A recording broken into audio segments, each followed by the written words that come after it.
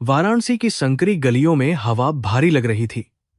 रमाकांत शर्मा अपनी पुरानी कुर्सी पर बैठे थे। उनकी आंखें चाय की प्याली को घूर रही थीं। उनके चेहरे की झुर्रियां जीवन के उन कठोर संघर्षों की कहानी बयां कर रही थीं, जिन्हें उन्होंने खामोशी से सहा था। अंदर से उनकी बेटी अनन्या की सिसकियों की आवाज आ रही थी, जो उनके सीने में खंजर की तरह चुभ रही थी। यह पुराना पुश्तैनी घर अब हमेशा के लिए उनके हाथ से जाने वाला था। शर्मा परिवार के लालची रिश्तेदारों ने पहले ही फरमान सुना दिया था कि अनन्या की पढ़ाई का कोई फायदा नहीं है। उनका मानना था कि लड़कियों का असली स्थान रसोई में होता है और उसे तुरंत शादी करके ससुराल चले जाना चाहिए। परिवार के मुखिया बड़े ताऊजी ने साफ कह दिया था कि वे अनन्या के बेवकूफी भरे स्टार्टअप के लिए एक भी पैसा नहीं देंगे। उल्टा उन्होंने कर्ज चुकाने के लिए अनन्या की शादी एक अधेड़ उम्र के व्यापारी से तय करने की साजिश रच ली थी, ताकि उन्हें मोटा दहेज मिल सके और स्वार्थ पूरा हो। अनन्या एक अत्यंत मेधावी और महत्वाकांक्षी लड़की थी, जिसका सपना भारतीय शिक्षा प्रणाली में एक बड़ी तकनीकी क्रांति लाना था। उसका एडटेक स्टार्टअप उन लाखों गरीब बच्चों के लिए एक नई उम्मीद की किरण था, जो महंगी शिक्षा का खर्च उठाने में पूरी तरह से असमर्थ थे। लेकिन अब पूंजी की कमी के कारण उसका यह महान सपना बीच में ही टूटने की कगार पर खड़ा था। वह जानती थी कि अगर अगले कुछ दिनों में उसे कहीं से बड़ा निवेश नहीं मिला, तो उसकी कंपनी दिवालिया हो जाएगी और उसे अपने क्रूर रिश्तेदारों के सामने हार माननी होगी। रमाकांत अपनी बेटी के आंसुओं को और अधिक नहीं देख सकते थे। उन्होंने हमेशा उसे सिखाया था कि कर्म ही सच्चा धर्म है और अपनी बेटियों को बेटों के समान अधिकार देना चाहिए। अपनी दिवंगत पत्नी के चित्र की ओर देखते हुए उन्होंने मन ही मन एक बहुत बड़ा और दर्दनाक फैसला लिया। उनके पास अपना केवल एक ही आखिरी सहारा बचा था, और वह था वाराणसी के घाट के पास स्थित उनका यह पुराना मकान। यह केवल ईंट और पत्थर का ढांचा नहीं था, बल्कि इसमें उनकी पीढ़ियों की अनगिनत यादें और पत्नी का प्यार गहराई से बसा हुआ था। अगले दिन सुबह रमाकांत शहर के एक वकील के कार्यालय में चुपचाप बैठे थे। उन्होंने बिना झिझक मकान के कागजात मेज पर रख दिए और बेचने का निर्देश दिया। वकील, जो उनके परिवार को सालों से जानता था, इस फैसले को सुनकर हैरान रह गया। उसने रमाकांत को समझाने की कोशिश की कि बुढ़ापे में वह बिना घर के कहां रहेगा, लेकिन एक पिता के सामने उसकी एक भी दलील काम नहीं आई और मकान का सौदा अंततः पूरी तरह से पक्का हो गया। मकान बेचने के बाद मिलने वाली सारी रकम रमाकांत ने उसी वकील के खाते में डलवा दी। उन्होंने वकील से एक अजीब लेकिन सख्त वादा लिया। उन्होंने कहा कि वह यह सारा पैसा एक अनाम एंजेल निवेशक के रूप में अनन्या की कंपनी में तुरंत निवेश कर दे, लेकिन उसे कभी भी असली निवेशक का नाम पता नहीं चलना चाहिए। रमाकांत अच्छी तरह जानते थे कि अगर अनन्या को यह भनक भी लग गई कि उसके पिता ने अपनी छत बेच दी है, तो वह यह पैसा कभी भी स्वीकार नहीं करेगी और उसका पूरा भविष्य बर्बाद हो जाएगा। उसी शाम जब अनन्या थकी हारी और निराश होकर घर लौटी, तो उसने देखा कि उसके पिता अपना एक छोटा सा पुराना सूटकेस बांध रहे हैं। रमाकांत ने अपनी भावनाओं को छिपाते हुए एक हल्की सी मुस्कान के साथ कहा कि उन्होंने एक पवित्र तीर्थयात्रा पर जाने का निर्णय लिया है। उन्होंने अपनी बेटी को बड़े प्यार से समझाया कि इस ढलती उम्र में वह अब हिमालय की तलहटी और गंगा के विभिन्न घाटों पर जाकर ईश्वर का ध्यान करना चाहते हैं। यह उनके जीवन की एक पवित्र और अंतिम इच्छा है, जिसे वह जल्द पूरा करना चाहते हैं। अनन्या यह सुनकर हैरान रह गई और उसने तुरंत इस बात का कड़ा विरोध किया। वह रोते हुए अपने पिता से कहने लगी कि वह इस मुश्किल घड़ी में उन्हें अकेला छोड़कर कैसे जा सकते हैं। लेकिन रमाकांत ने उसके सिर पर प्यार से हाथ फेरते हुए कहा कि यह यात्रा उनके मन की शांति के लिए बहुत आवश्यक है। उन्होंने उसे विश्वास दिलाया कि एक बड़े निवेशक से उनकी बात हुई है, जो उसकी कंपनी में पैसा लगाने के लिए तैयार है। इसलिए अब उसे किसी भी बात की चिंता करने की कोई जरूरत नहीं है। रात के गहरे सन्नाटे में जब अनन्या गहरी नींद में सो रही थी, तब रमाकांत ने आखिरी बार अपने उस प्यारे घर के कोने कोने को निहारा, उनकी आंखों से बहते हुए आंसू अंधेरी रात में खामोशी से फर्श पर गिर रहे थे। उन्होंने घर के आंगन की थोड़ी सी पवित्र मिट्टी उठाई और उसे एक छोटे से कपड़े में बांधकर अपने सीने से लगा लिया। यह मिट्टी उनके अतीत, उनके सम्मान और उनके पूरे जीवन की एकमात्र निशानी थी, जो अब हमेशा के लिए उनसे दूर जा रही थी। उन्होंने धीरे से दरवाजा खोला और हमेशा के लिए बाहर निकल गए। अगली सुबह काशी के रेलवे स्टेशन पर भीड़ और शोरगुल का एक अलग माहौल था। रमाकांत अपने हाथों में ट्रेन का एक साधारण सा जनरल टिकट पकड़े हुए चुपचाप एक कोने में खड़े थे। उनका मन गहरे दुख और अपार संतय दोष के बीच झूल रहा था। दुख इस बात का था कि वह अपनी बेटी से झूठ बोल रहे थे और उससे हमेशा के लिए दूर जा रहे थे, लेकिन संतोष इस बात का था कि उनकी इस महान कुर्बानी से उनकी बेटी के सारे सपने सच होने वाले थे और उसे दुनिया की सारी खुशियां मिलने वाली थीं। ट्रेन के आते ही स्टेशन पर लोगों के बीच एक भारी धक्का मुक्की शुरू हो गई और लोग पागलों की तरह अंदर घुसने लगे। रमाकांत किसी तरह भीड़ के साथ धक्के खाते हुए जनरल डिब्बे के अंदर चढ़ने में सफल हो गए। अंदर खड़े होने की भी जगह नहीं थी। हर तरफ पसीने की बदबू और घुटन भरा अजीब सा माहौल था। उन्होंने खिड़की के पास एक छोटी सी जगह तलाशी और बाहर की ओर देखने लगे। ट्रेन ने जब जोर की सीटी मारी और छुक छुक करके धीरे धीरे आगे बढ़ना शुरू किया, तो रमाकांत का दिल जोर से धड़कने लगा। उन्होंने खिड़की से बाहर पीछे छूटते हुए बनारस के प्राचीन और पवित्र घाटों को अपनी नम आंखों से आखिरी बार देखा। गंगा नदी की शांत लहरें जैसे उन्हें अलविदा कह रही थीं और उनके इस महान बलिदान को चुपचाप सलाम कर रही थीं। उन्होंने मन ही मन भगवान विश्वनाथ से प्रार्थना की कि वे उनकी बच्ची की हमेशा रक्षा करें और उसे जीवन के हर कदम पर सफलता प्रदान करें। ट्रेन की तेज होती रफ्तार के साथ ही उनका अतीत भी बहुत तेजी से पीछे छूटता जा रहा था और उनका नया अनजान सफर अब शुरू हो चुका था। उधर बैंगलोर की चमक दमक वाली दुनिया में अनन्या अपने छोटे से ऑफिस में बहुत ज्यादा तनाव में बैठी हुई थी। अचानक उसके फोन की घंटी बजी और दूसरी तरफ से बैंक के अधिकारी की आवाज आई। उसने बताया कि उसकी कंपनी के बैंक खाते में एक अनाम एंजेल निवेशक की तरफ से बड़ी रकम जमा कर दी गई है। यह खबर सुनते ही अनन्या की आंखों में खुशी के आंसू छलक पड़े और वह जोर से खुशी से उछल पड़ी। उसे लगा कि जैसे ईश्वर ने सीधे स्वर्ग से उसकी प्रार्थना सुन ली हो और बड़ा चमत्कार कर दिया हो। उसे तुरंत अपने उन सभी लालची रिश्तेदारों और परिवार के मुखिया ताऊजी के ताने याद आने लगे, जो उसे एक असफल और बोझ समझने लगे थे। अब उसके पास अपनी काबिलियत साबित करने का सबसे सुनहरा मौका आ गया था। उसने मन ही मन अपने पिता को दिल से धन्यवाद दिया, जिनकी कही हुई बातों ने आज सचमुच कमाल कर दिखाया था। वह यह बिल्कुल भी नहीं जानती थी कि यह चमत्कार किसी भगवान ने नहीं, बल्कि उसके बूढ़े पिता के जीवन भर की उस अंतिम और सबसे कीमती पूंजी ने किया है, जिसे उन्होंने हमेशा संजो कर रखा था। ट्रेन अपनी तेज गति से उत्तरी भारत के मैदानी इलाकों को पार करती हुई दिल्ली की ओर बढ़ रही थी। डिब्बे में मौजूद कुछ अन्य यात्री भजन गा रहे थे और रमाकांत भी अपनी आंखें बंद करके उस भजन की लय में खो जाने का प्रयास कर रहे थे। उनके पास अब कोई घर नहीं था, कोई खास संपत्ति नहीं थी और भविष्य का कोई निश्चित ठिकाना भी नहीं था, लेकिन उनके दिल में एक अजीब सी गहरी शांति और गर्व की भावना थी।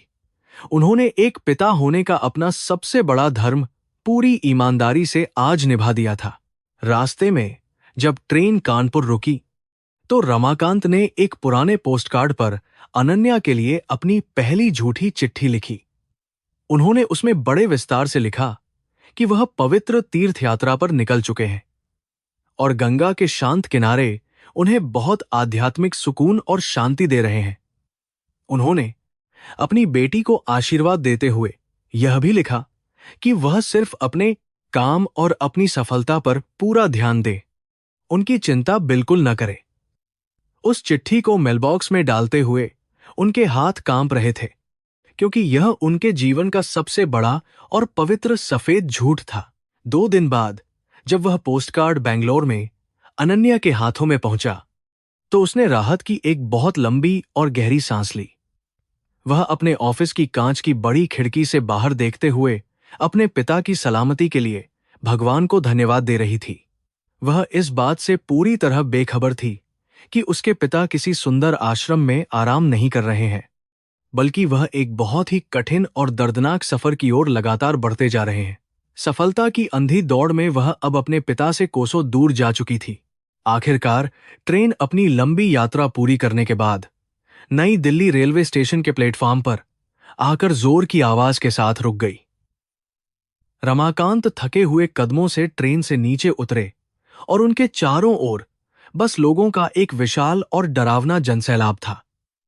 हर कोई अपनी अपनी मंजिल की ओर तेजी से भाग रहा था, लेकिन केवल रमाकांत ही ऐसे व्यक्ति थे जिनकी अब कोई मंजिल नहीं बची थी। कड़ाके की ठंड पड़ने लगी थी और उनके शरीर पर मौजूद वह एक पुराना पतला सा स्वेटर इस भयानक ठंड को रोकने के लिए काफी नहीं था। उन्होंने प्लेटफॉर्म के एक ठंडे कोने में अपना छोटा सा सूटकेस रखा और वहीं ठंडी जमीन पर चुपचाप बैठ गए। पास ही में कुछ अन्य बेघर लोग भी फटे हुए कंबलों में लिपटे हुए सो रहे थे और ठंड से कांप रहे थे। रमाकांत ने अपने सीने से उस मिट्टी की पोटली को कसकर लगा लिया जो उन्हें अपने घर की गर्माहट का एहसास दिला रही थी। ये उनके नए जीवन की सबसे पहली और सबसे भयानक रात थी, जहां न कोई अपना था, न कोई छत थी और न ही पेट भरने के लिए कोई इंतजाम था। आसमान में चमकते हुए तारों की ओर देखते हुए उन्होंने मन ही मन अपनी दिवंगत पत्नी को याद किया और उससे क्षमा मांगी। उन्हें लगा जैसे उनकी पत्नी उन पर स्वर्ग से गर्व कर रही हो और मुस्कुराते हुए उन्हें आशीर्वाद दे रही हो। यह एक पिता द्वारा किया गया वह सर्वोच्च बलिदान था, जिसकी कोई कीमत इस स्वार्थी दुनिया में कभी नहीं चुकाई जा सकती थी। अगले दिन का सूरज दोनों के लिए एक नई सुबह लेकर आने वाला था। एक के लिए सफलता का शिखर और दूसरे के लिए सड़क की धूल भरी और गुमनाम जिंदगी। स्टेशन की उस ठंडी रात में दूर कहीं से आती हुई एक और ट्रेन की तेज सीटी ने रमाकांत की तंद्रा को पूरी तरह तोड़ दिया। उन्होंने अपनी पुरानी चादर को अपने सिकुड़ते हुए शरीर के चारों ओर कस लिया और अपनी आंखें धीरे धीरे बंद कर लीं। उन्हें पता था कि आने वाला हर दिन उनके लिए एक नई और भयानक चुनौती लेकर आने वाला है, जिसका सामना उन्हें अकेले ही करना होगा। लेकिन उनकी आत्मा पूरी तरह से शांत थी, क्योंकि उनका बोया हुआ प्यार का वह पवित्र बीज अब एक बहुत बड़ा पेड़ बनने वाला था। नई दिल्ली रेलवे स्टेशन की पहली सुबह रमाकांत के लिए गहरे सदमे जैसी थी। भयानक ठंड ने उनके बूढ़े शरीर को पूरी तरह जकड़ लिया था। उन्हें याद आया कि बनारस छोड़ने से पहले मकान बेचने के बाद वकील ने बताया था कि निवेश की रकम कम पड़ रही है। तब बिना कुछ सोचे रमाकांत ने अपनी दिवंगत पत्नी की आखिरी निशानी, सोने की पवित्र चूड़ी बेच दी थी।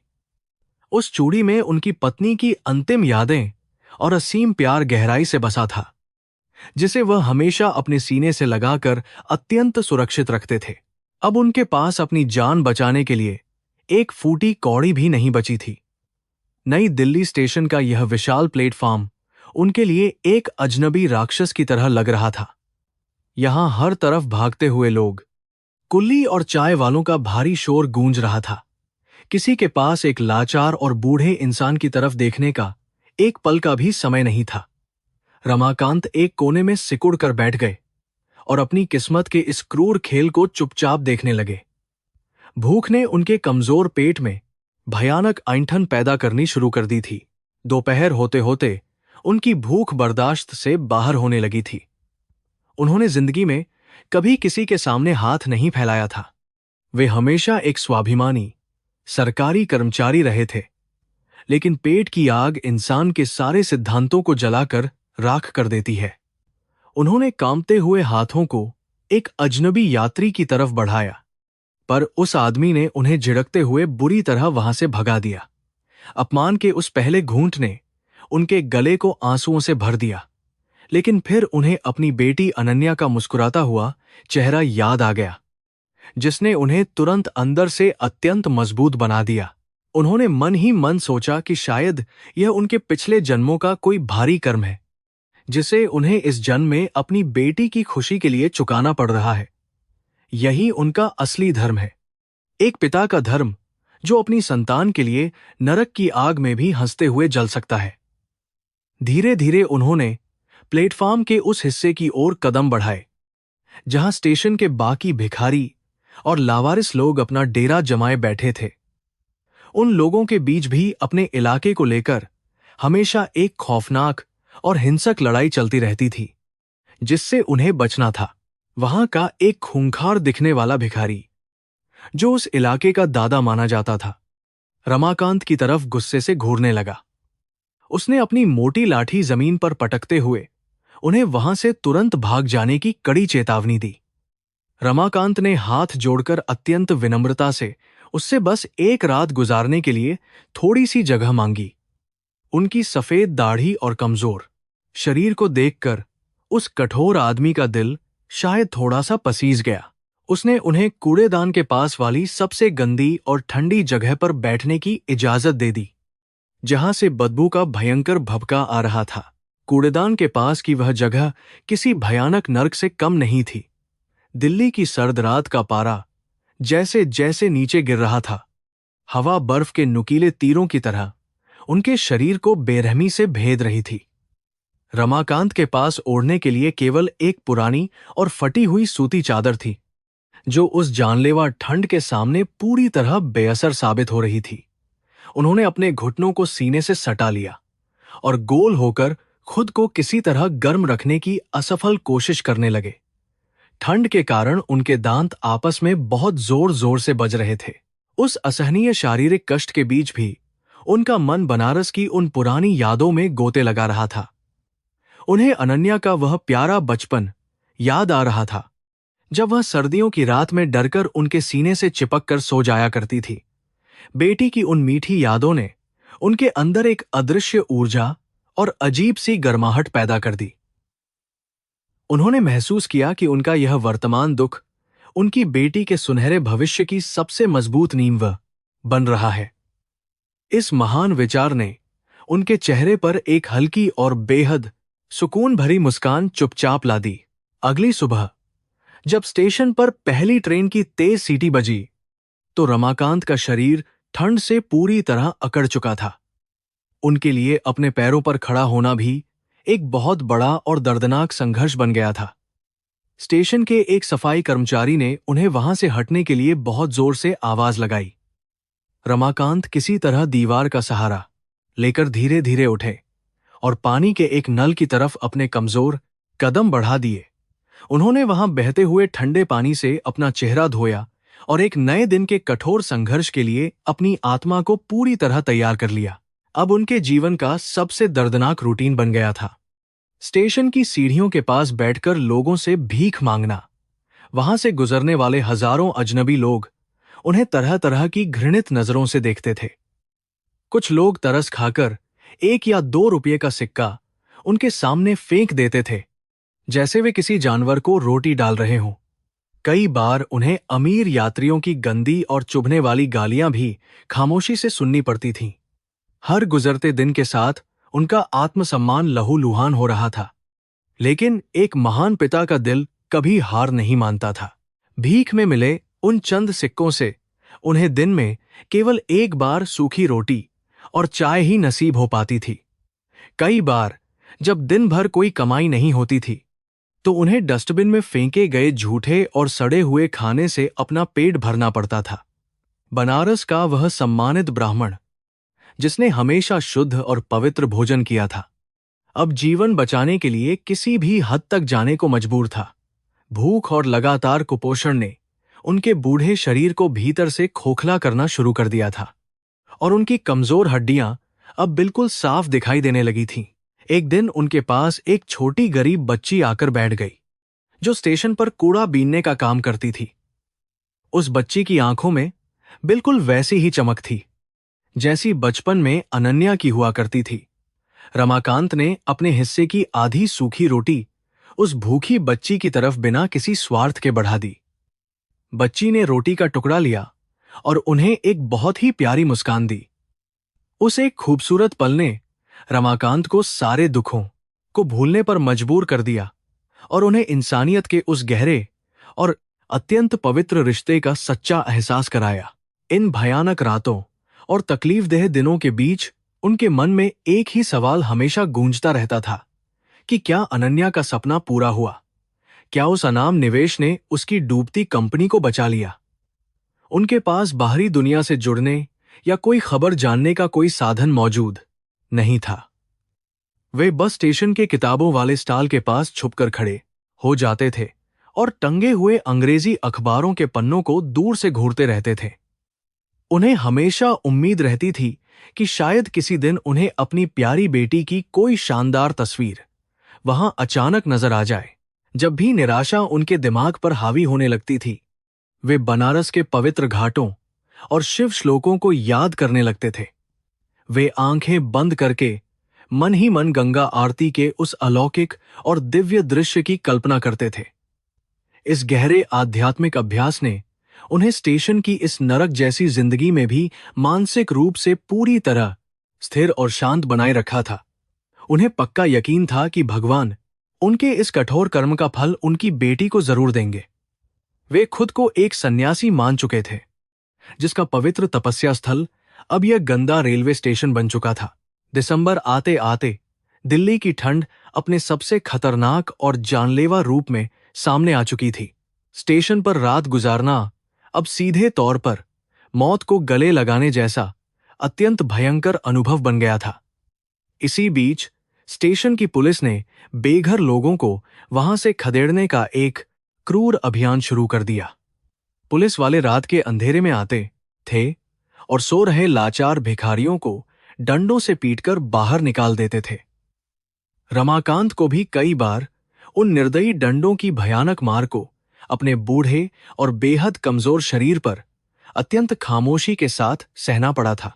पुलिस की क्रूर मार से बचने के लिए उन्होंने स्टेशन के एक अंधेरे और सुनसान कोने में अपना नया ठिकाना बना लिया था। वहां चारों तरफ चूहों और कॉकरोच का भयानक साम्राज्य था, लेकिन पुलिस की नजरों से वह जगह पूरी तरह सुरक्षित थी। हर रात वह अपनी फटी जेब से उस छोटी सी पोटली को निकालते थे, जिसमें बनारस के उनके पुराने घर की पवित्र मिट्टी बंधी हुई थी।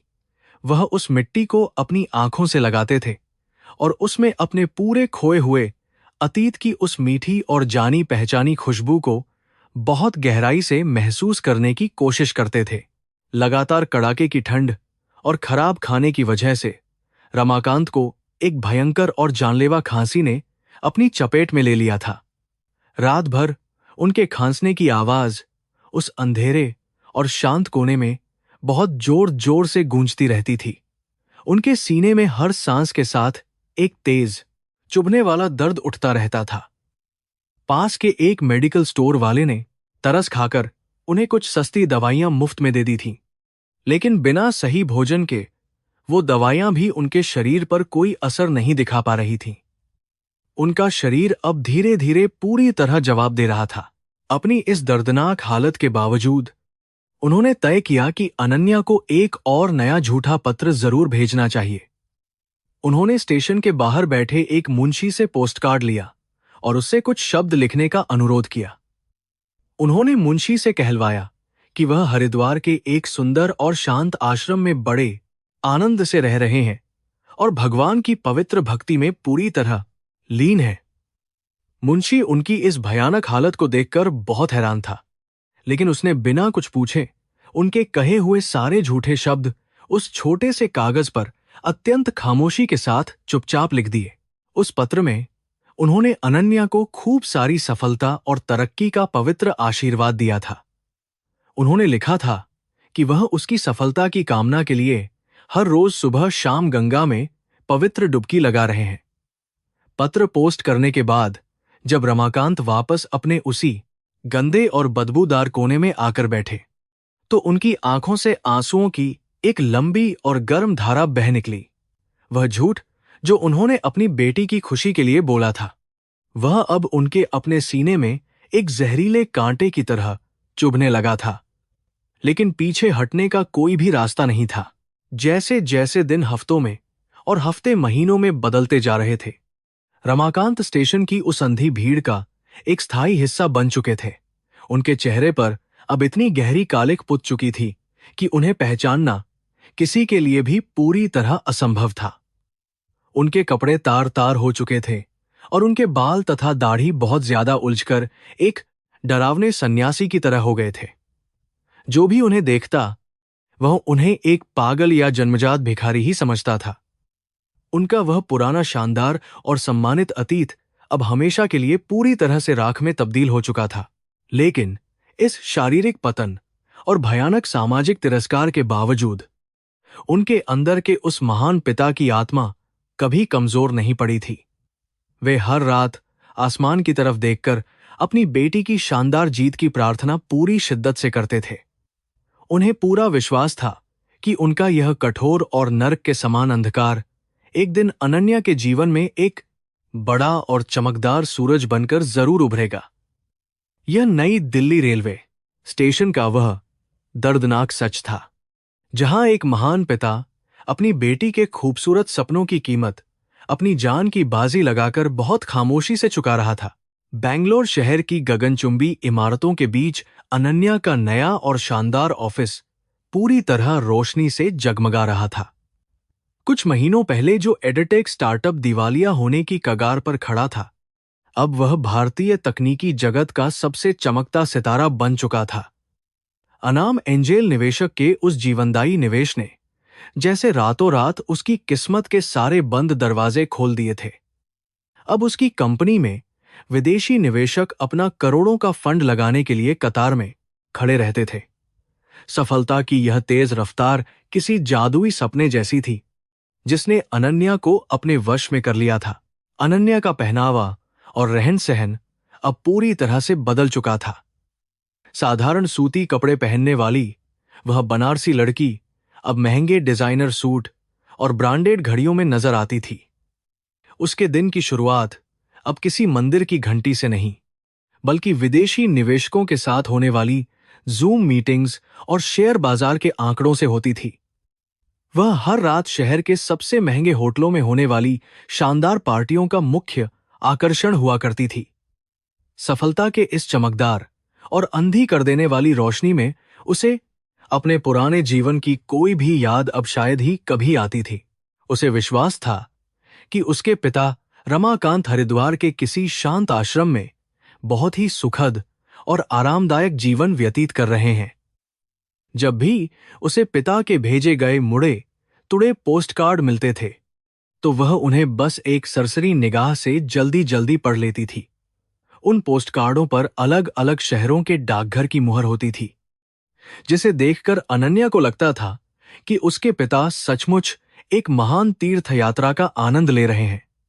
वह अपनी इस तेज रफ्तार जिंदगी में इतनी ज्यादा व्यस्त हो चुकी थी कि उसने कभी उन पत्रों की छिपी हुई सच्चाई को नहीं समझा। एक तरफ जहां अनन्या वातानुकूलित कमरों में बैठकर करोड़ों रुपयों के बड़े सौदे बेझिझक कर रही थी, वहीं दूसरी तरफ उसके बूढ़े पिता दिल्ली रेलवे स्टेशन पर एक वक्त की रोटी के लिए भीख मांग रहे थे। यह किस्मत का एक ऐसा क्रूर मजाक था जिसकी भनक उस बेटी को बिल्कुल नहीं थी। अपने स्टार्टअप को यूनिकॉर्न बनाने की इस अंधी दौड़ में अनन्या ने पिता को फोन करने की कोशिश करना भी लगभग छोड़ ही दिया था। उसे लगता था कि संन्यास ले चुके पिता को बार बार अपनी सांसारिक बातों से परेशान करना बिल्कुल भी उचित नहीं होगा।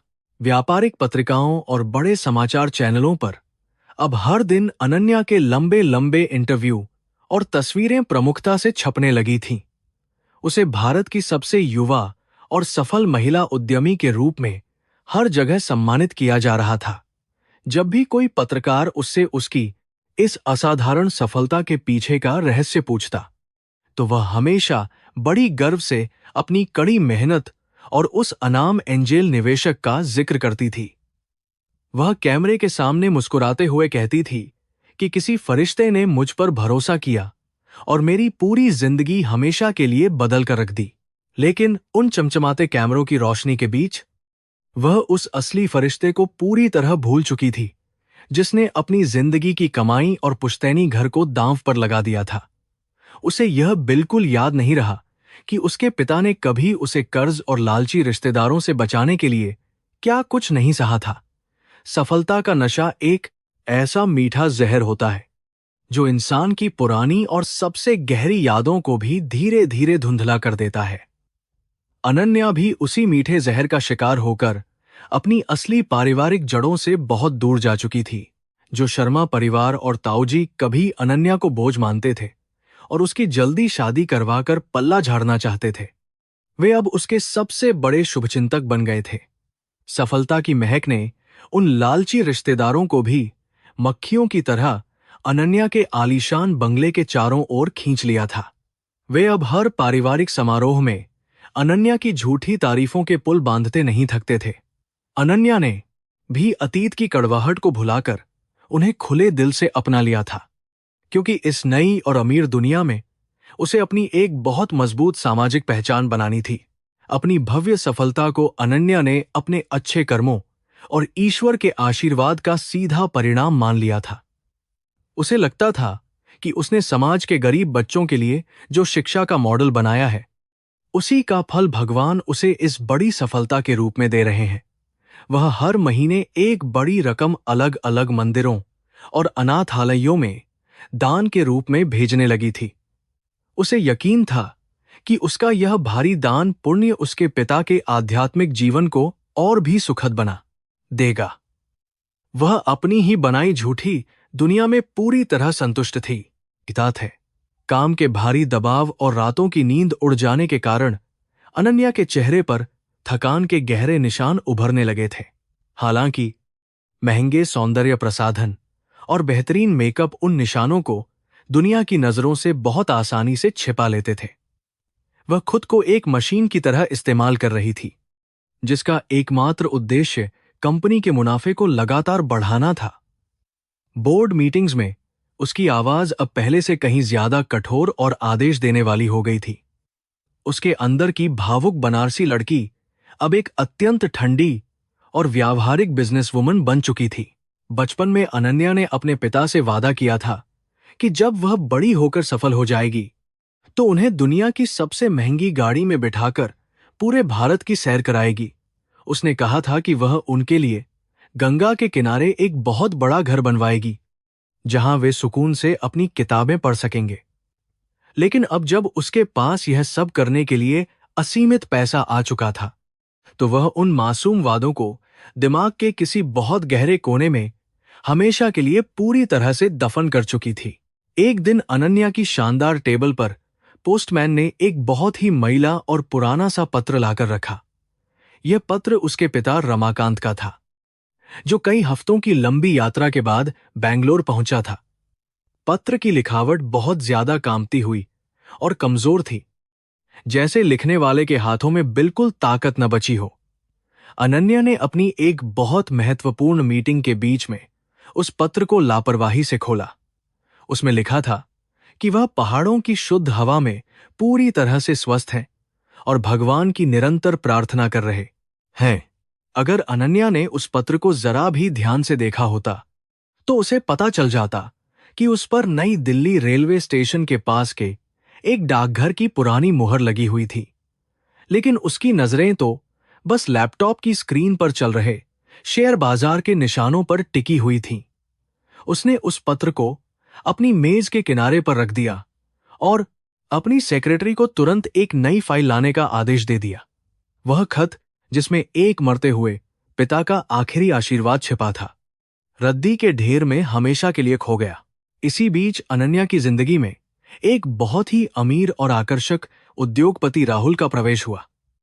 राहुल शहर के सबसे बड़े घरानों में से एक का वारिस था और उसने अनन्या की सफलता से प्रभावित होकर उसे शादी का प्रस्ताव दे दिया।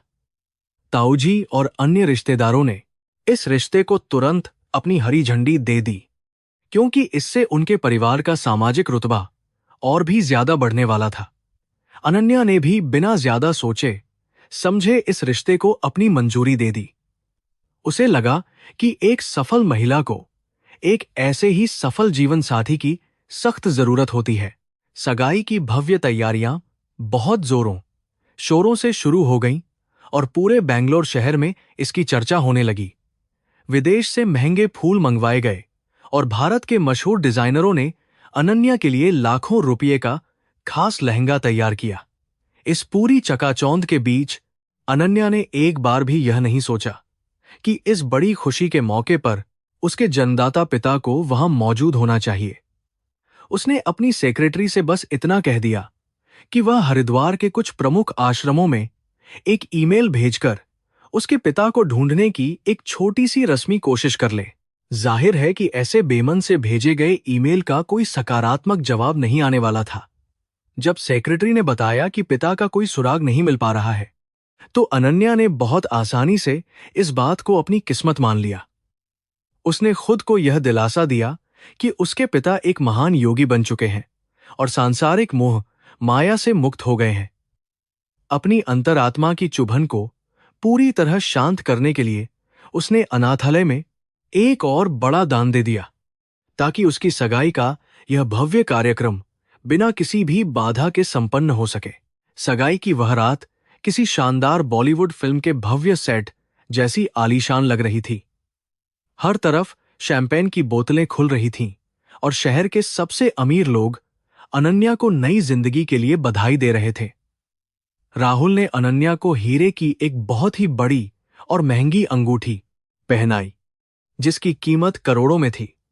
कैमरों की चमक के बीच अनन्या मुस्कुरा रही थी, लेकिन उस भारी और महंगी अंगूठी ने अचानक उसे अपनी मां की उस पुरानी सोने की चूड़ी की याद दिला दी, जिसे उसके पिता हमेशा अपने पास बहुत संभाल कर रखते थे। उस पल के लिए अनन्या के दिल में एक बहुत अजीब सी गहरी और दर्दनाक कसक उठी। उसे याद आया कि जब वह छोटी थी तो पिता ने वादा किया था कि वे मां की वह आखिरी निशानी उसकी शादी के दिन उसे आशीर्वाद के रूप में देंगे।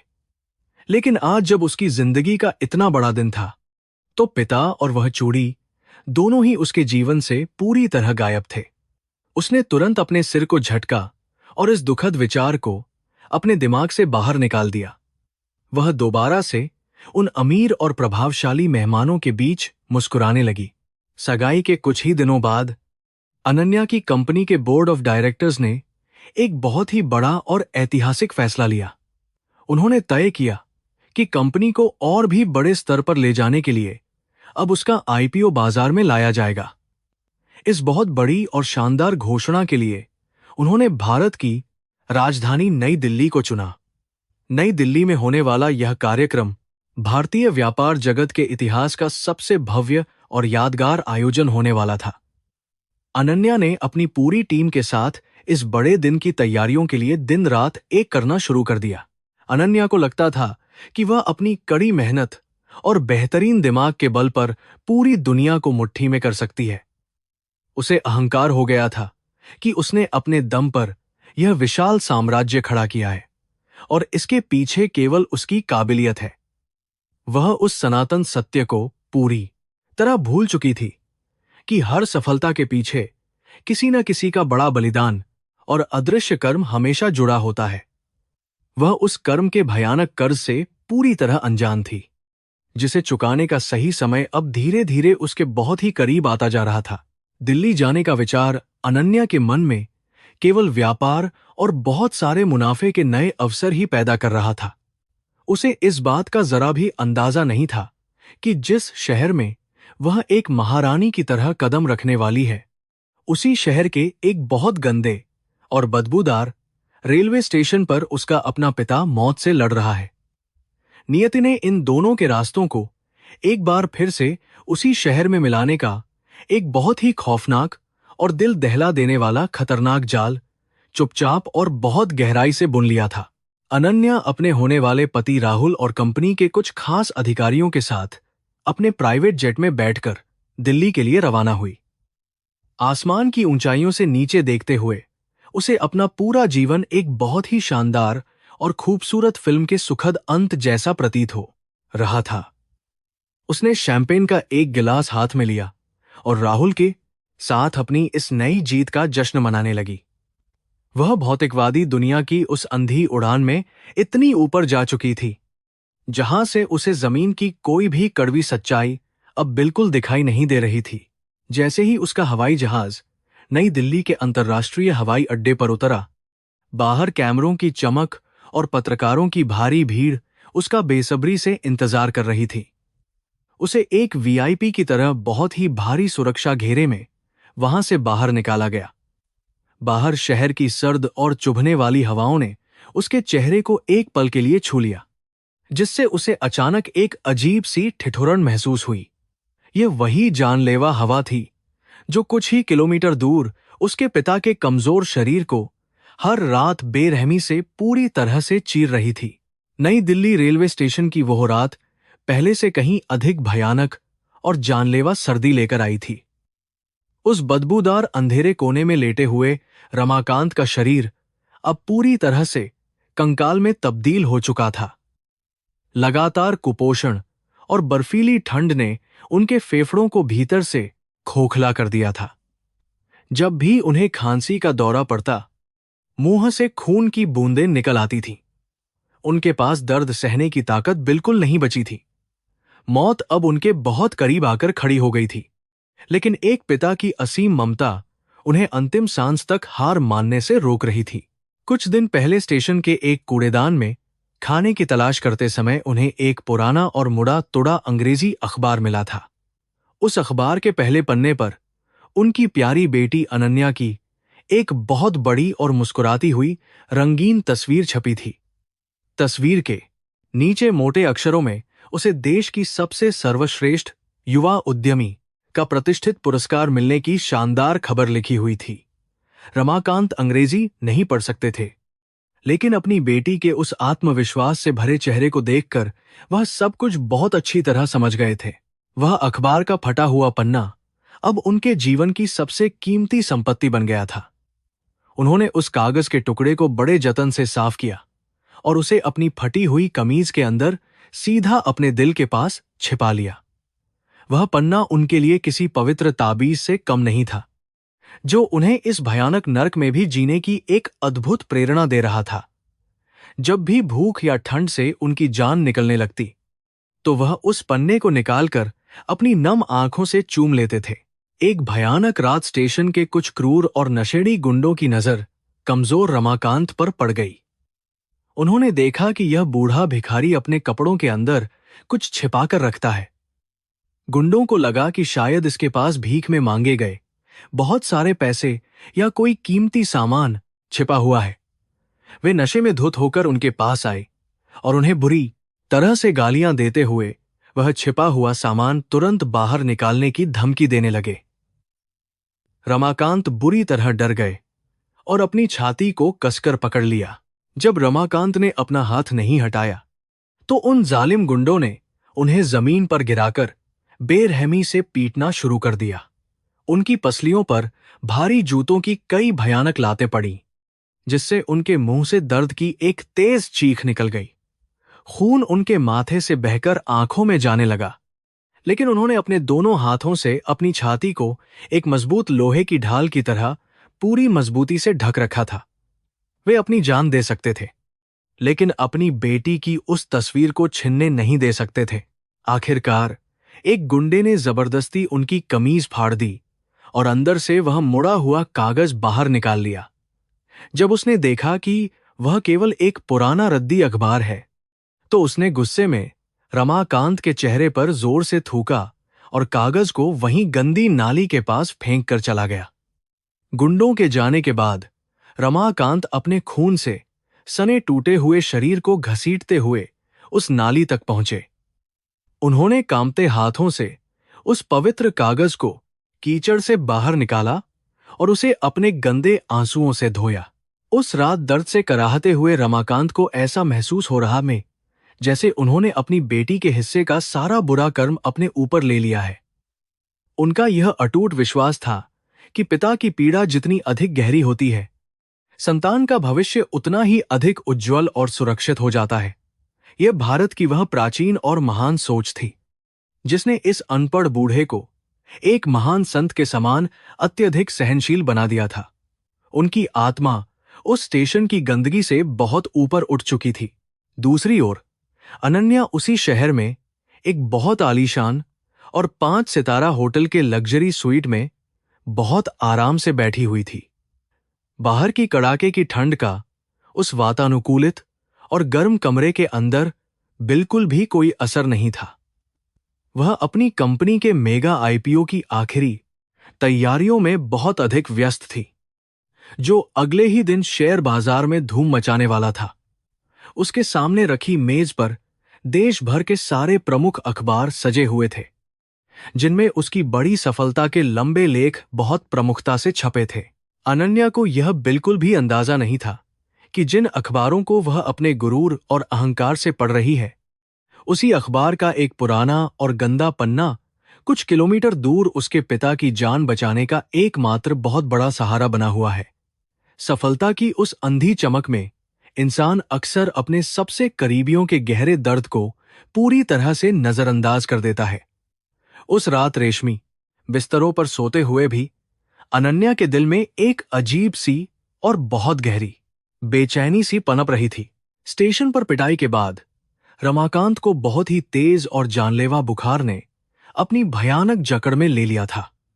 बुखार की उस बेसुध हालत में उन्हें बार बार अपनी मृत पत्नी की साफ आवाज सुनाई देने लगी थी। उन्हें ऐसा लग रहा था कि उनकी पत्नी उनके पास आकर उनके माथे को बहुत प्यार से सहला रही है और उनकी इस महान कुर्बानी की खूब प्रशंसा कर रही है। बुखार के कारण उनका पूरा शरीर बुरी तरह से आग की तरह तप रहा था, लेकिन मन बहुत शांत था। उस भयंकर रात में इंसानियत ने तो अपना मुंह मोड़ लिया था, लेकिन स्टेशन का एक आवारा और भूखा कुत्ता धीरे से आकर रमाकांत के पैरों के पास चुपचाप बैठ गया। उस बेजुबान जानवर के शरीर की हल्की सी गर्माहट ने रमाकांत को उस जमा देने वाली बर्फीली ठंड से थोड़ी सी राहत जरूर प्रदान की।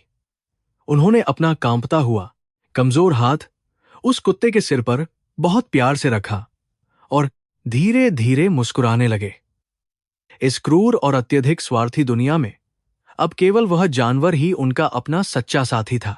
अगली सुबह की किरणें जब स्टेशन के गंदे टिन की छत से छनकर नीचे आईं, तो पूरा प्लेटफॉर्म एक बार फिर से भारी शोर से बहुत बुरी तरह जाग उठा।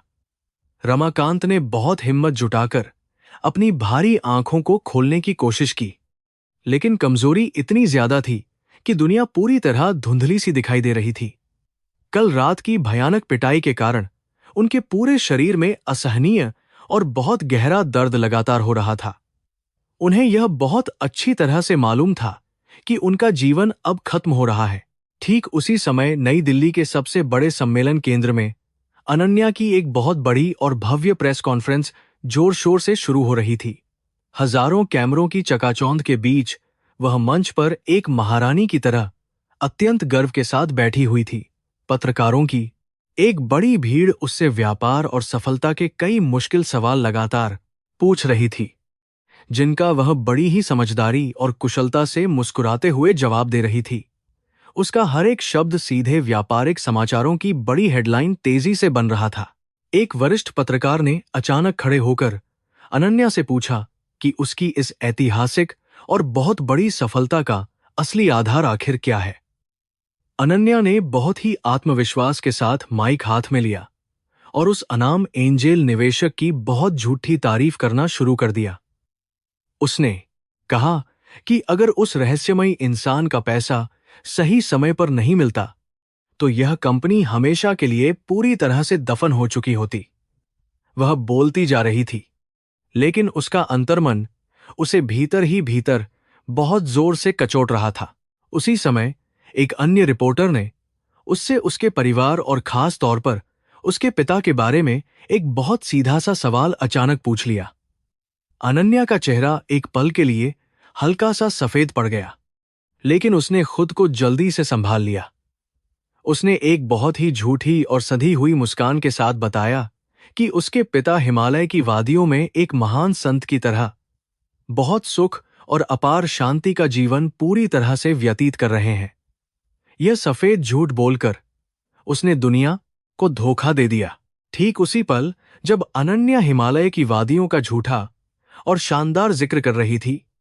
रमाकांत स्टेशन पर चाय की एक छोटी सी दुकान के पास खड़े होकर एक कप गर्म चाय के लिए बहुत गिड़गिड़ा रहे थे। दुकानदार ने उनके गंदे कपड़ों और बदबूदार शरीर को देखकर उन्हें एक डंडे से मारकर बहुत बुरी तरह वहां से भगा दिया। रमाकांत लड़खड़ाते हुए जमीन पर गिर पड़े और उनके घुटनों से ताजा खून बहने लगा। उन्होंने कोई भी विरोध नहीं किया और बस खामोशी से अपना सिर झुका लिया। स्टेशन पर झाड़ू लगाने वाले एक बहुत ही गरीब कर्मचारी को उस कमजोर और बूढ़े इंसान की यह दर्दनाक हालत देखकर अंदर से बहुत ज्यादा दया आ गई। वह चुपचाप उनके पास आया और अपनी जेब से एक छोटा सा बिस्कुट का पैकेट निकालकर उनके कांपते हाथों में बड़ी ही खामोशी के साथ रख दिया। रमाकांत ने अपनी नम आंखों से उस साधारण कर्मचारी की ओर बहुत गहराई से देखा और धीरे से अपना हाथ उठाकर उसे जीवन का एक सच्चा और बहुत पवित्र आशीर्वाद दे दिया। इस दुनिया में इंसानियत अभी जिंदा थी। बिस्कुट खाने के बाद रमाकांत ने फिर से अपनी कमीज के अंदर हाथ डाला और अनन्या की तस्वीर वाले उस फटे हुए अखबार को बाहर निकाल लिया। उस कागज पर उनके अपने खून और कीचड़ के कई गहरे दाग बहुत बुरी तरह से लग चुके थे, लेकिन उनकी बेटी का वह चमकता हुआ सुंदर चेहरा अभी भी पूरी तरह से साफ और सुरक्षित था। उन्होंने उस तस्वीर को अपने होठों से बहुत जोर से लगा लिया और उनके बहते हुए आंसुओं ने उस कागज को पूरी तरह से भिगोकर नम कर दिया। रमाकांत की आंखों की रोशनी अब कुपोषण के कारण बहुत तेजी से कमजोर और धुंधली होती जा रही थी, जिससे उन्हें दूर तक कुछ भी साफ दिखाई देना लगभग बंद हो गया था। उन्हें ऐसा प्रतीत होने लगा था कि जैसे उनके जीवन का वह कठिन और लंबा सफर अब अपनी अंतिम मंजिल के बहुत ही करीब आकर खड़ा हो गया है।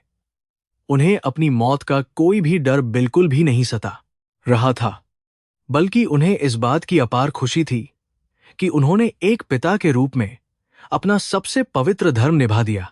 धीरे धीरे वह दर्दनाक और लंबा दिन ढलने लगा और नई दिल्ली स्टेशन पर शाम की वह भयानक और सर्द भीड़ फिर से बहुत तेजी के साथ बढ़ने लगी। रमाकांत किसी तरह रेंगते हुए एक बहुत बड़े सीमेंट के खंभे के पीछे जाकर छिपकर बैठ गए, ताकि कोई उन्हें फिर से फालतू की ठोकर न मार सके। यह खंभा अब उनकी उस गंदी और लावारिस जिंदगी का एकमात्र सबसे मजबूत और सुरक्षित सहारा बन चुका था, जिसके सहारे वह अपनी अंतिम सांसें बहुत ही खामोशी के साथ गिन रहे थे। दूसरी तरफ सफलता के उस बड़े शिखर पर बैठी हुई अनन्या को रात होते होते अचानक एक बहुत ही अजीब सी और गहरी घबराहट ने अंदर से घेरना शुरू कर दिया था। सब कुछ बहुत अच्छा और शानदार होने के बावजूद उसके दिल के एक गहरे कोने में एक बहुत ही सूनापन सा लगातार महसूस हो रहा था, जिसे वह बिल्कुल भी समझ नहीं पा रही थी। उसे ऐसा लग रहा था जैसे उसकी इस बड़ी जीत में कोई बहुत ही जरूरी और अहम हिस्सा हमेशा के लिए कहीं पीछे छूट गया है। कर्म और भाग्य का वह अदृश्य लेकिन बहुत ही शक्तिशाली धागा अब इन दोनों को एक दूसरे की तरफ बहुत तेजी से खींचने की पूरी तैयारी कर चुका था। एक तरफ एक महान पिता की वह निःस्वार्थ और सबसे बड़ी तपस्या थी जो अब पूरी होने वाली थी, और दूसरी तरफ एक भटकी हुई बेटी का वह गहरा अहंकार था जिसे बहुत जल्द चकनाचूर होना था। स्टेशन की उस भयानक रात में वह मुड़ा तुड़ा अखबार ही उन दोनों के बीच का एकमात्र सबसे सच्चा और पवित्र रिश्ता बनकर रह गया था।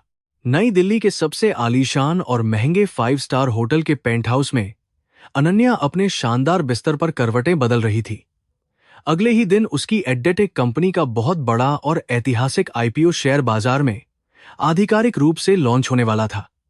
यह उसके पूरे जीवन का सबसे महत्वपूर्ण और शानदार पल था, जिसके लिए उसने सालों तक दिन रात एक करके अत्यंत कड़ी मेहनत की थी।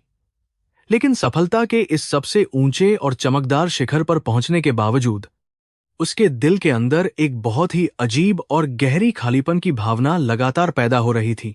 कमरे की बड़ी कांच की खिड़की से बाहर चमकती हुई दिल्ली शहर की तेज रोशनियां उसे आज बिल्कुल भी आकर्षित नहीं कर पा रही थी।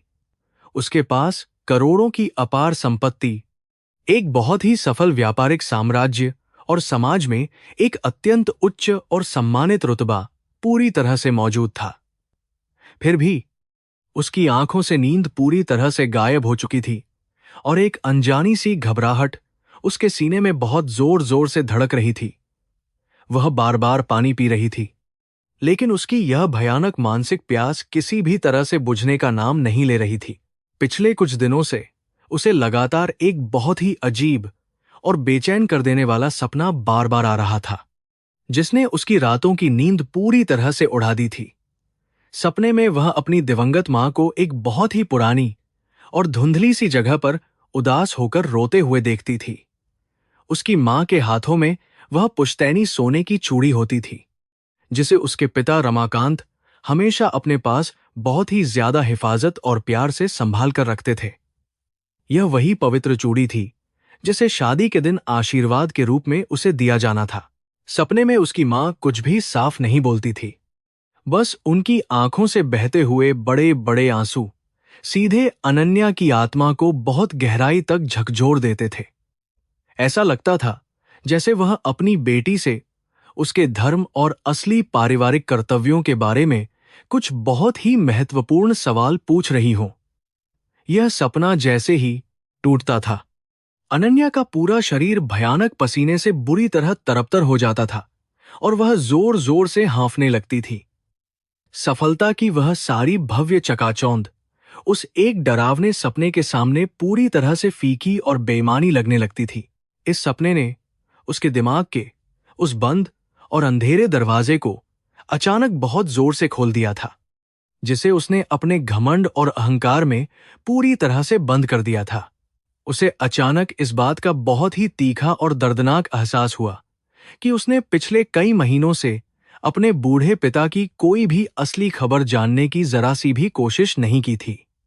उन मुड़े तुड़े पोस्टकार्डों को उसने हमेशा बिना पढ़े ही रद्दी की टोकरी में बहुत ही ज्यादा लापरवाही और निर्दयता के साथ फेंक दिया था।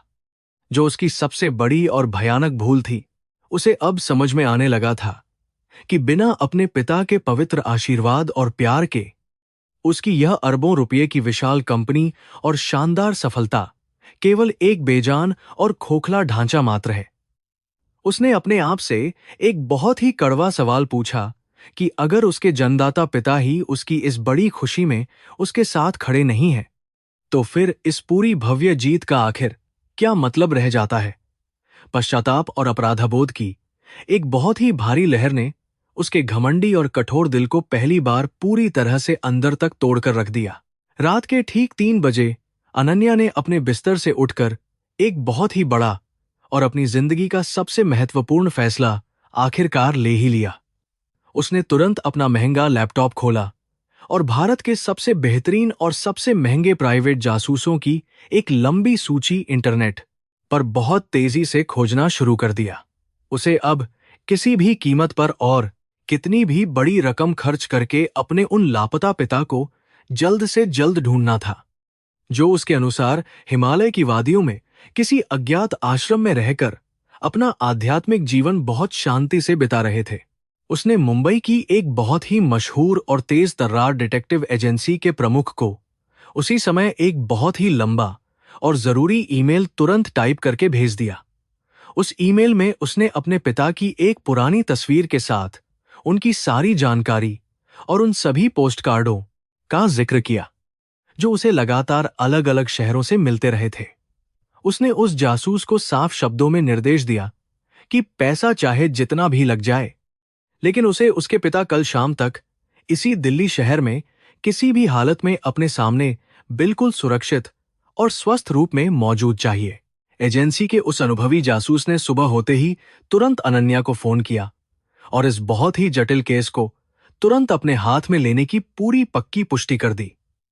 उसने अपनी सबसे बेहतरीन और तेज टीम को तुरंत काम पर लगा दिया और उन सभी पुराने पोस्टकार्डों के पोस्टल स्टैम्प की गहराई से तकनीकी जांच करना बहुत ही तेजी से शुरू कर दिया। जासूस को पहली ही नजर में उन पत्रों की लगातार बदलती हुई अजीब लोकेशन को देखकर कुछ बहुत ही ज्यादा अटपटा और संदिग्ध सा महसूस होने लगा था, जिसकी उसे बिल्कुल भी उम्मीद नहीं थी। जांच शुरू होने के कुछ ही घंटों के भीतर उस चतुर जासूस ने एक बहुत ही चौंकाने वाली और रहस्यमयी बात का पता लगा लिया, जो काफी डरावनी थी। उसने अनन्या को फोन पर बताया कि वे सभी पोस्टकार्ड जो उसे मिल रहे थे, दरअसल हरिद्वार या हिमालय के किसी भी आश्रम से बिल्कुल भी नहीं भेजे गए थे, बल्कि उन सभी पत्रों को नई दिल्ली रेलवे स्टेशन के बिल्कुल आसपास के अलग अलग छोटे डाकघरों से बहुत ही चालाकी और योजनाबद्ध तरीके से पोस्ट किया गया था। ये रहस्यमयी खुलासा सुनकर अनन्या का दिमाग पूरी तरह से सुन्न पड़ गया। फोन पर जासूस की यह बहुत ही भयानक बात सुनकर अनन्या के हाथों से उसका महंगा मोबाइल फोन छूटकर फर्श पर बहुत जोर से गिर पड़ा। उसका दिल किसी जंगली जानवर की तरह उसके सीने में बहुत ही तेजी से धड़कने लगा और उसे अपने कानों पर बिल्कुल भी यकीन नहीं हो रहा था। अगर उसके पिता सच में हिमालय की वादियों में भगवान की भक्ति कर रहे थे, तो फिर उनके सारे पत्र दिल्ली के एक बहुत ही गंदे और शोरगुल वाले रेलवे स्टेशन के पास से लगातार कैसे और क्यों भेजे जा रहे थे? यह एक बहुत बड़ा सवाल था। उसने तुरंत अपना फोन उठाया और कांपती हुई आवाज में उस जासूस को नई दिल्ली रेलवे स्टेशन और उसके आसपास के पूरे इलाके को बहुत ही बारीकी से छान मारने का सख्त आदेश दे दिया। उसने कहा कि उसकी पूरी टीम स्टेशन के एक एक कोने, हर एक मंदिर और वहां मौजूद हर एक रैन बसेरे की बहुत ही गहराई से तुरंत तलाशी ले।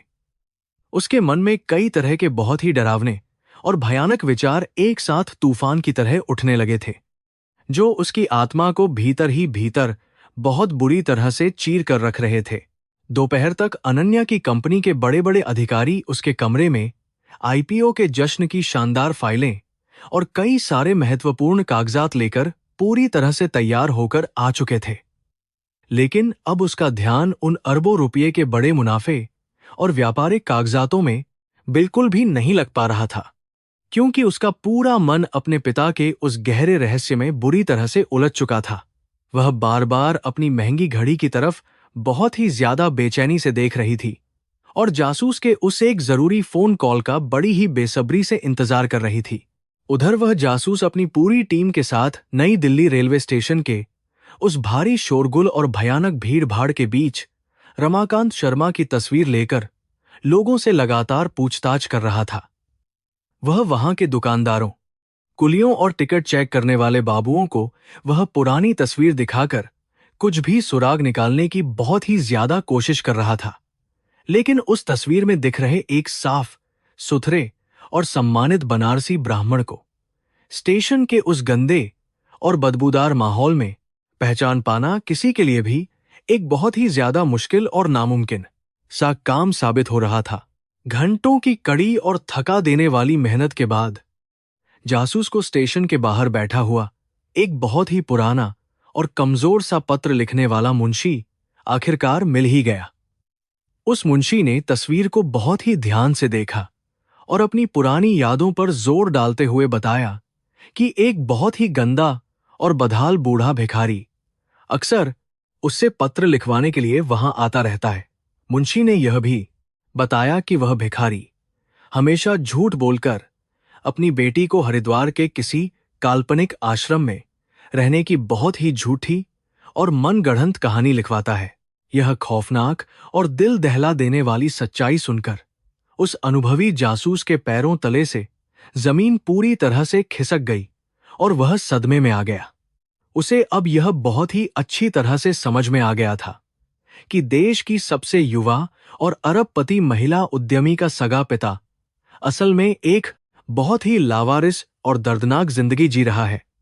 वह इस कड़ाके की जानलेवा ठंड में एक आम भिखारी की तरह स्टेशन के सबसे गंदे और बदबूदार कोनों में अपनी मौत का इंतजार बहुत ही खामोशी के साथ चुपचाप कर रहा है। जासूस ने तुरंत अपना फोन निकाला, लेकिन एक पल के लिए उसकी उंगलियां फोन के कीपैड पर आकर बहुत ही ज्यादा बुरी तरह से कांपने और रुकने लगीं। वह इस बात को लेकर बहुत ज्यादा उलझन में था कि वह इतनी बड़ी और भयानक दुखद खबर उस लड़की को कैसे बताए जो इस समय दुनिया के सबसे बड़े सुख और कामयाबी के शिखर पर बैठी है। लेकिन उसका यह पेशेवर धर्म था कि वह अपने क्लाइंट को सच्चाई से पूरी तरह वाकिफ कराए। इसलिए उसने एक बहुत ही लंबी सांस ली और अनन्या का नंबर तुरंत डायल कर दिया। फोन की घंटी बजते ही अनन्या ने एक ही झटके में कॉल उठा लिया और बहुत ही ज्यादा घबराई हुई आवाज में जासूस से अपने पिता के बारे में तुरंत पूछा। जासूस ने कुछ पल के लिए फोन पर एक बहुत ही भारी और डरावनी सी चुप्पी साधे रखी, जिससे अनन्या की बेचैनी और भी ज्यादा खतरनाक स्तर तक बढ़ गई।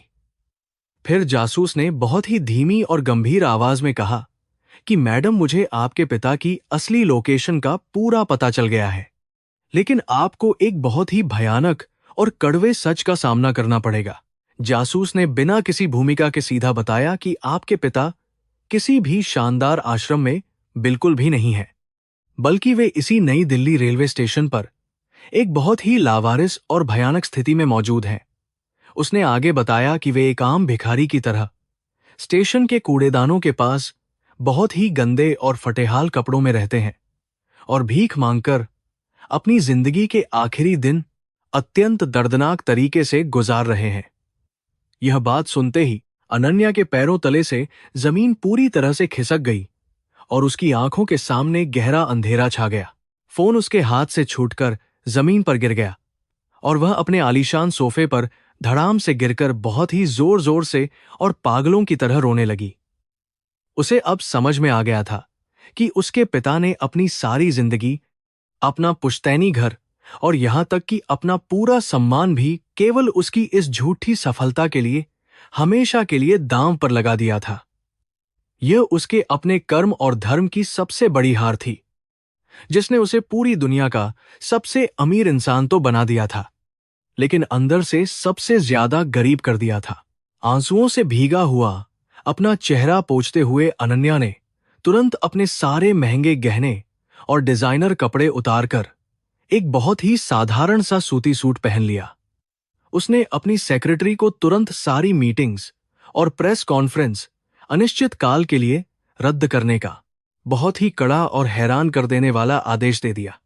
वह अब एक भी सेकंड बर्बाद किए बिना उस भयानक रेलवे स्टेशन की तरफ बहुत ही तेजी से भागना चाहती थी, जहां उसका अपना भगवान एक बहुत ही गंदे और लावारिस भिखारी के रूप में तिल तिल करके हर पल तड़प रहा था। दिल्ली के उस 5 सितारा होटल से बाहर निकलते हुए अनन्या की आंखों से आंसुओं की नदियां बह रही थीं।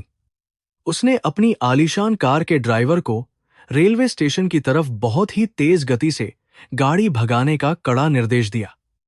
बाहर की चमचमाती दुनिया और ट्रैफिक का भारी शोर अब उसे बहुत ही ज्यादा खौफनाक और डरावना लग रहा था। कार के अंदर बैठे हुए उसके सभी अंगरक्षक अपनी मालकिन की इस अचानक और अजीबोगरीब हालत को देखकर बहुत बुरी तरह से हैरान और पूरी तरह परेशान हो चुके थे, लेकिन किसी की भी कुछ बोलने की हिम्मत बिल्कुल नहीं हो रही थी। होटल से स्टेशन तक का वह छोटा सा रास्ता अनन्या को कई जन्मों के बराबर लंबा और अंतहीन सा लगने लगा था।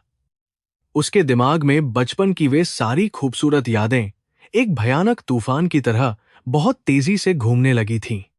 जब उसके पिता उसे अपने मजबूत कंधों पर बिठाकर पूरे बनारस की सैर कराते थे, उसे याद आ रहा था कि कैसे पिता ने अपनी सारी खुशियां उसके एक छोटे से सपने के लिए हमेशा के लिए कुर्बान कर दी थीं। उसका दिल एक बहुत ही अनजाने और खौफनाक डर से बहुत जोरों से धड़क रहा था। जैसे ही उसकी महंगी कार नई दिल्ली रेलवे स्टेशन के मुख्य द्वार पर आकर रुकी, वहां का भारी शोरगुल और भयानक भीड़ देखकर अनन्या का दिल पूरी तरह से दहल गया। कड़ाके की उस सर्द और जानलेवा रात में स्टेशन का वह भयानक माहौल किसी डरावने नर्क से कम नहीं लग रहा था। उसके अंगरक्षकों ने तुरंत उसे चारों तरफ से घेर लिया ताकि कोई अजनबी उसे छू न सके, लेकिन अनन्या ने उन्हें बहुत गुस्से से पीछे धकेल दिया।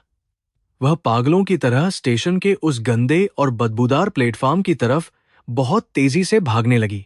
स्टेशन के उस भारी शोर के बीच डिटेक्टिव अपनी पूरी टीम के साथ अनन्या का बहुत ही बेसब्री से इंतजार कर रहा था।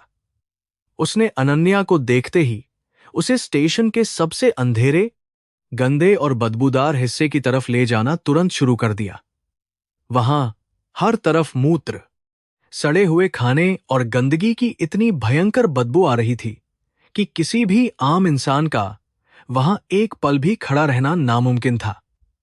लेकिन अनन्या को अपनी महंगी परफ्यूम और उस गंदगी के बीच का भारी अंतर अब बिल्कुल भी महसूस नहीं हो रहा था।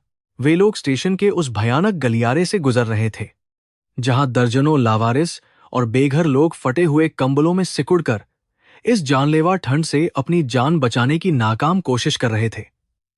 अनन्या की डरी हुई आंखें हर एक भिखारी के गंदे और कुपोषित चेहरे को बहुत ही ध्यान और खौफ से देख रही थीं। उसके दिल में ये भयानक और खौफनाक डर बुरी तरह से बैठा हुआ था कि इनमें से कोई भी कंकाल जैसा दिखने वाला कमजोर इंसान उसका अपना प्यारा और जन्मदाता पिता हो सकता है, जिसे उसने हमेशा के लिए भुला दिया था।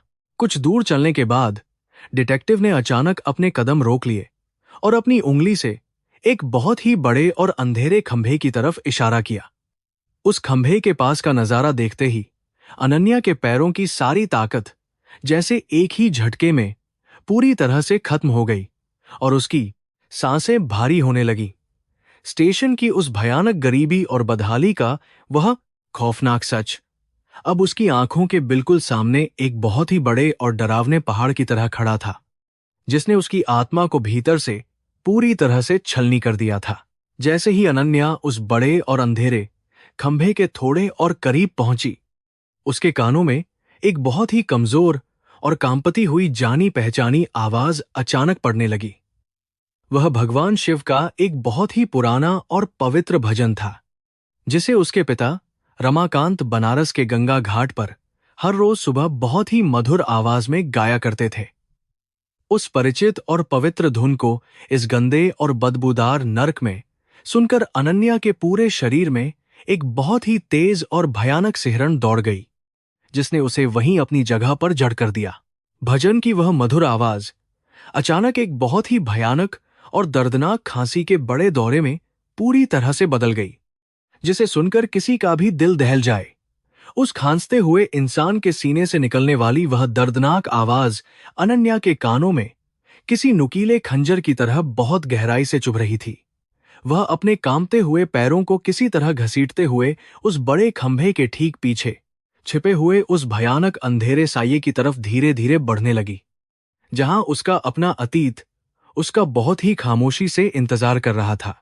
स्टेशन के उस कोने में टिमटिमाते हुए एक बहुत ही पुराने पीले बल्ब की धुंधली रोशनी में अनन्या ने एक बहुत ही कमजोर और कंकाल जैसे इंसान को जमीन पर सिकुड़े हुए देखा। उस लाचार इंसान के शरीर पर मौजूद कपड़े पूरी तरह से फट चुके थे और वे गंदगी तथा कीचड़ से बहुत बुरी तरह से सने हुए थे।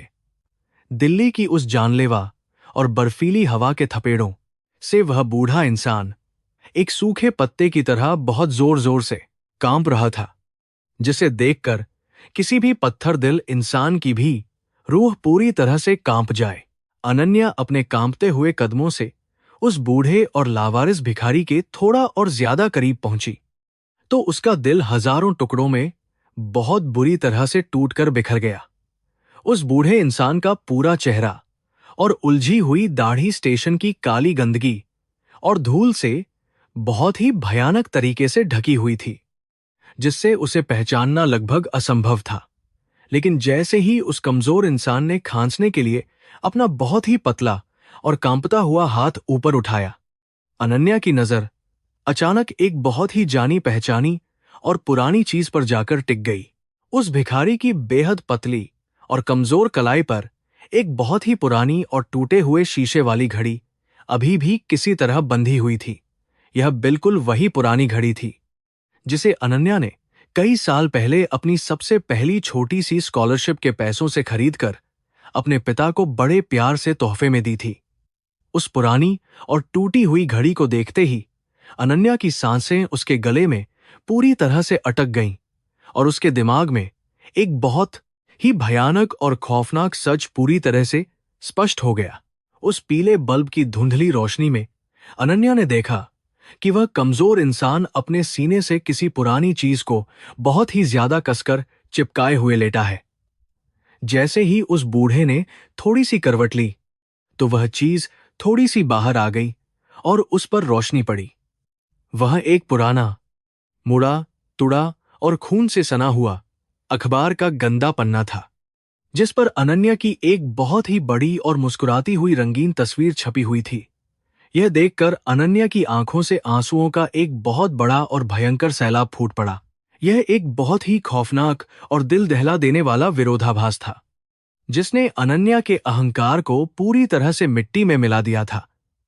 एक तरफ अखबार में छपी हुई देश की सबसे अमीर और कामयाब अरबपति बेटी की वह शानदार तस्वीर थी, और दूसरी तरफ उसे अपने सीने से लगाने वाला वह भूखा और मरता हुआ लावारिस पिता था। अनन्या की वह पूरी भव्य दुनिया और उसकी वह झूठी सफलता एक ही पल में टूटकर राख के एक बहुत बड़े ढेर में पूरी तरह से तब्दील हो गई, जिसका अब कोई भी मोल नहीं बचा था। उस भयानक पल में अनन्या को यह बहुत ही अच्छी तरह से समझ आ गया कि उसकी कंपनी को बचाने वाला वह फरिश्ता कोई और नहीं, बल्कि उसके अपने पिता ही थे। उन्होंने अपनी जिंदगी भर की सारी कमाई, अपना पुश्तैनी घर और अपना सारा सम्मान बेचकर अपनी बेटी के लिए वह करोड़ों का निवेश किया था। उस बूढ़े पिता ने अपनी बेटी को सोने का एक बहुत बड़ा और शानदार ताज पहनाने के लिए खुद इस नर्क में रहकर कांटों की वह सबसे भयानक और दर्दनाक सेज बहुत ही खामोशी से चुन ली थी। सच्चाई के इस बहुत ही भयानक और दर्दनाक प्रहार ने अनन्या के शरीर की सारी ताकत को एक ही झटके में पूरी तरह से खत्म कर दिया था। वह अपने महंगे और साफ सुथरे कपड़ों की बिल्कुल भी परवाह किए बिना स्टेशन के उस सबसे गंदे और बदबूदार फर्श पर अपने घुटनों के बल धड़ाम से गिर पड़ी। उसे वहां खड़े लोगों की हैरान नजरों और अपने उन ताकतवर अंगरक्षकों की भी अब कोई परवाह नहीं थी, जो अपनी मालकिन की इस भयानक और अजीबोगरीब हालत को देखकर पूरी तरह से सन्न और बहुत ज्यादा डरे हुए थे। पापा। अनन्या के गले से एक बहुत ही धीमी, कांपती हुई और दर्द से भरी हुई सिसकी अचानक बहुत जोर से बाहर निकल आई। वह आवाज सुनकर उस बूढ़े इंसान ने अपना भजन गाना अचानक पूरी तरह से बंद कर दिया और बहुत ही चौंक कर धीरे से अपनी गर्दन घुमाई। उसकी वे धुंधली और बहुत ज्यादा कमजोर आंखें अंधेरे में उस रोती हुई लड़की के चेहरे को पहचानने की एक बहुत ही नाकाम और थकी हुई कोशिश कर रही थी, जो उसके सामने उस गंदे फर्श पर अपने घुटनों के बल बहुत बुरी तरह से रो रही थी।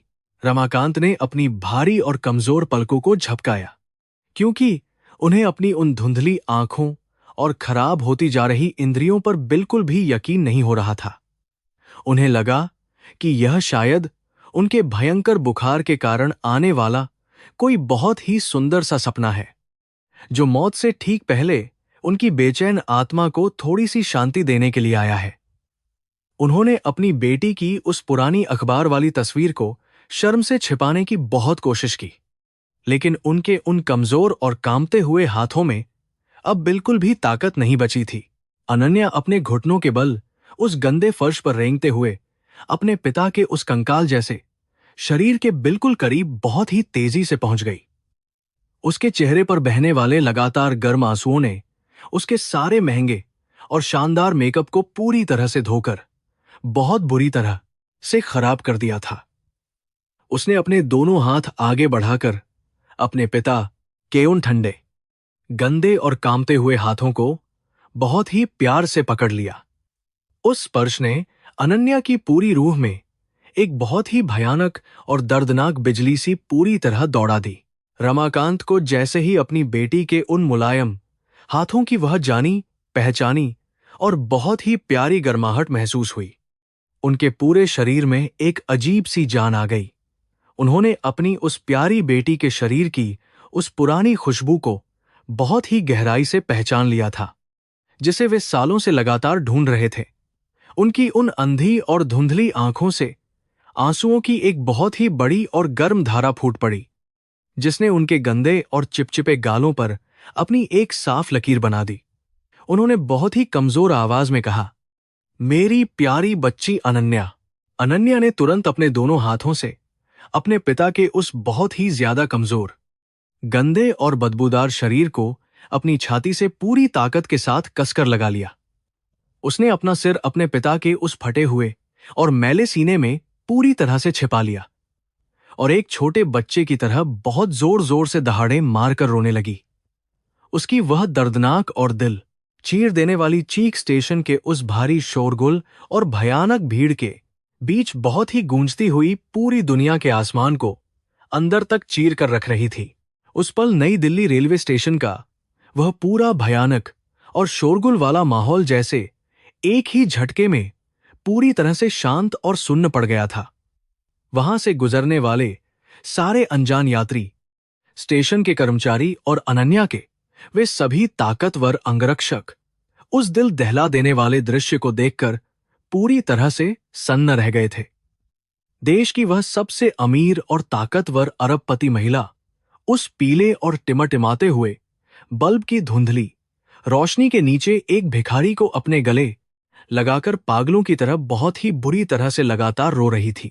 अनन्या ने अपने पिता के उस बदबूदार और कंकाल जैसे शरीर को अपनी बाहों में कसकर जकड़ लिया था। स्टेशन पर खड़े सैकड़ों लोगों और पत्रकारों की भारी भीड़ इस दृश्य को देखकर पूरी तरह से सन्न रह गई थी।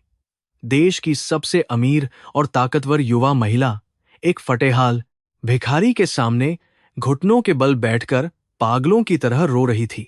कैमरों की तेज चमक और फ्लैशलाइट्स उस गंदे कोने को बार बार रोशन कर रही थीं, लेकिन अनन्या को अब इस दुनिया की, अपनी उस झूठी प्रतिष्ठा की और उन चमकते हुए कैमरों की कोई भी परवाह बिल्कुल नहीं रह गई थी।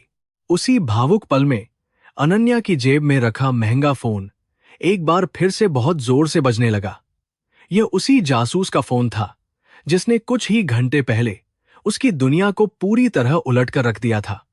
अनन्या ने कांपते हुए हाथों से फोन उठाया तो दूसरी तरफ से जासूस ने एक और दिल दहला देने वाला सच उसे बताया। उसने यह पूरी पुष्टि की कि जिस अनाम एंजेल निवेशक ने उसकी डूबती कंपनी को बचाया था, वह कोई और नहीं बल्कि उसके पिता ही थे। उन्होंने अपना घर और पुश्तैनी संपत्ति बेचकर यह भारी निवेश किया था। सच्चाई की इस अंतिम चोट ने अनन्या के भीतर मौजूद बचे खुचे अहंकार को भी पूरी तरह से चकनाचूर कर दिया। उसने बिना एक पल गनवाए अपनी सेक्रेटरी को तुरंत फोन लगाया और एक बहुत ही सख्त आदेश दिया। उसने कहा कि कल होने वाले उस मेगा आईपीओ और उससे जुड़े सभी जश्न के कार्यक्रमों को तुरंत प्रभाव से अनिश्चित काल के लिए पूरी तरह रद्द कर दिया जाए। सेक्रेटरी इस भयानक फैसले को सुनकर बुरी तरह घबरा गई, लेकिन अनन्या का फैसला बिल्कुल अटल था। उसके लिए अब अपने बीमार पिता की जान बचाने से ज्यादा महत्वपूर्ण इस दुनिया में कुछ भी नहीं था। स्टेशन के उस बदबूदार फर्श से अपने पिता को उठाते हुए अनन्या ने अपने ताकतवर अंगरक्षकों को तुरंत एम्बुलेंस बुलाने का सख्त निर्देश दिया। रमाकांत का शरीर इतना ज्यादा कमजोर और हल्का हो चुका था कि अनन्या ने उन्हें अपने हाथों से बहुत आसानी से उठा लिया। वह उन्हें अपनी आलीशान और गर्म कार की पिछली सीट पर लिटाकर उनके सिर को अपनी गोद में रखकर लगातार रो रही थी। दिल्ली के सबसे बड़े और महंगे निजी अस्पताल की ओर गाड़ी बहुत तेजी से दौड़ रही थी। रास्ते भर वह अपने पिता के उन गंदे और ठंडे हाथों को चूमकर उनसे बार बार माफी मांगती रही। अस्पताल पहुंचते ही डॉक्टरों की एक बड़ी और अनुभवी टीम ने रमाकांत को तुरंत इमरजेंसी वार्ड में भर्ती कर लिया और उनका इलाज शुरू कर दिया। जांच करने के बाद मुख्य डॉक्टर ने अनन्या को बताया कि उसके पिता गंभीर कुपोषण, निमोनिया और कई तरह के भयंकर संक्रमणों से बहुत बुरी तरह जूझ रहे हैं। उनकी हालत बहुत ही ज्यादा नाजुक थी और वे जीवन तथा मृत्यु के बीच की एक बहुत ही बारीक रेखा पर खड़े थे।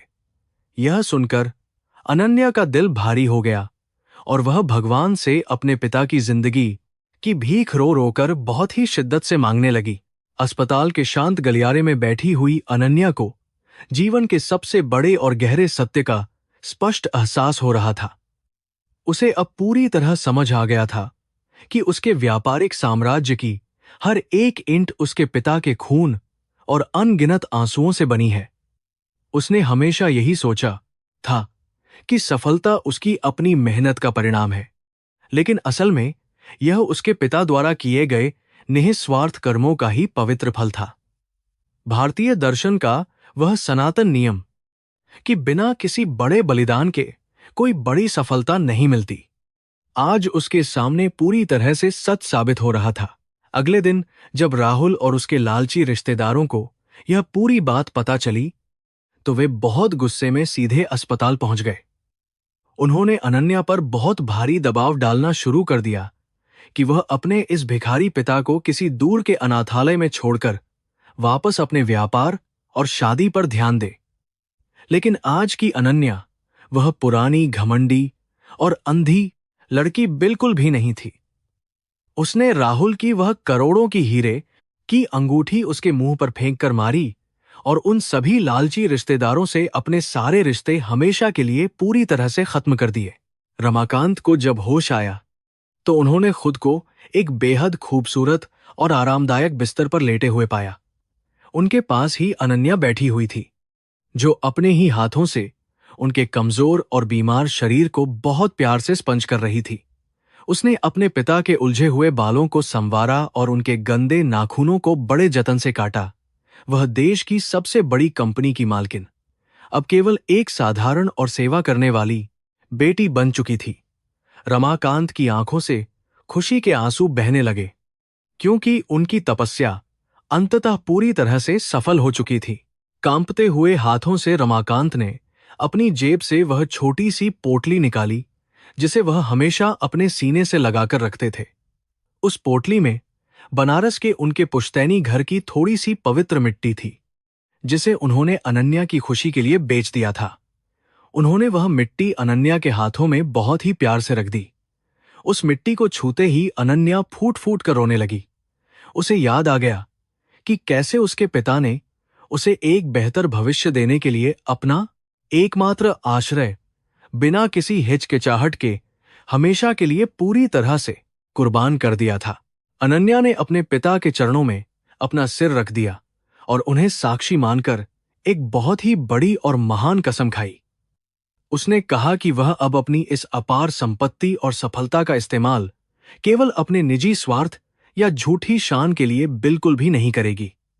उसने अपने पिता से वादा किया कि वह उनके इस महान बलिदान को कभी व्यर्थ नहीं जाने देगी और समाज के हर उस गरीब और लाचार इंसान की मदद करेगी जो रेलवे स्टेशन जैसी जगहों पर अपनी जिंदगी से एक बहुत ही भयानक और दर्दनाक जंग लड़ने को मजबूर है। कुछ ही हफ्तों में जब रमाकांत की सेहत में सुधार होने लगा, तब अनन्या ने एक बहुत बड़े धर्मार्थ ट्रस्ट की आधिकारिक शुरुआत की।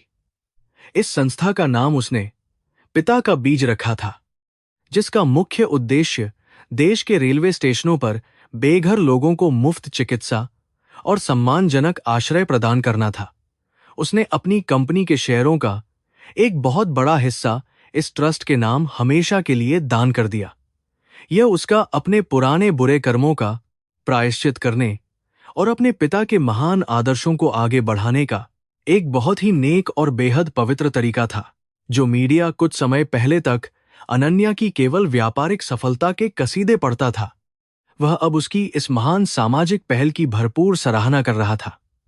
अखबारों के पहले पन्नों पर अब अनन्या की तस्वीर के साथ साथ रमाकांत की वह भावुक कर देने वाली कहानी भी प्रमुखता से छपने लगी थी।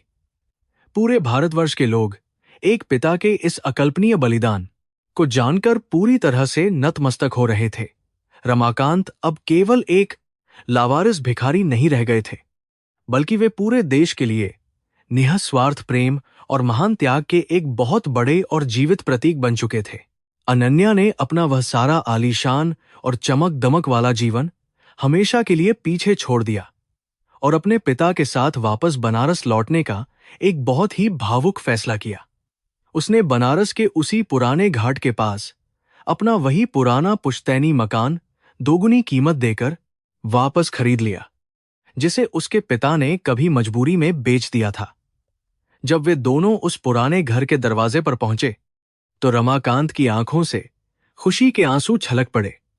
उनका वह खोया हुआ सम्मान, उनकी पुरानी यादें और उनका वह पवित्र घर आज उन्हें पूरी तरह से वापस मिल चुका था। उस घर के आंगन में फिर से भगवान शिव के पवित्र भजनों की वह मधुर आवाज बहुत ही शांति के साथ गूंजने लगी थी। अनन्या अब हर सुबह अपने पिता के साथ गंगा नदी के किनारे जाती और वहां के शांत वातावरण में आध्यात्मिक सुकून पूरी तरह से महसूस करती थी। उसने अपना सारा व्यापारिक कामकाज बनारस से ही ऑनलाइन तरीके से संभालना शुरू कर दिया था। अब उसकी जिंदगी में किसी भी तरह की कोई अंधी दौड़ या तनाव बिल्कुल नहीं था, बल्कि केवल अपने पिता की सेवा करने का वह अपार संतोष था जिसे दुनिया की कोई दौलत नहीं खरीद सकती थी।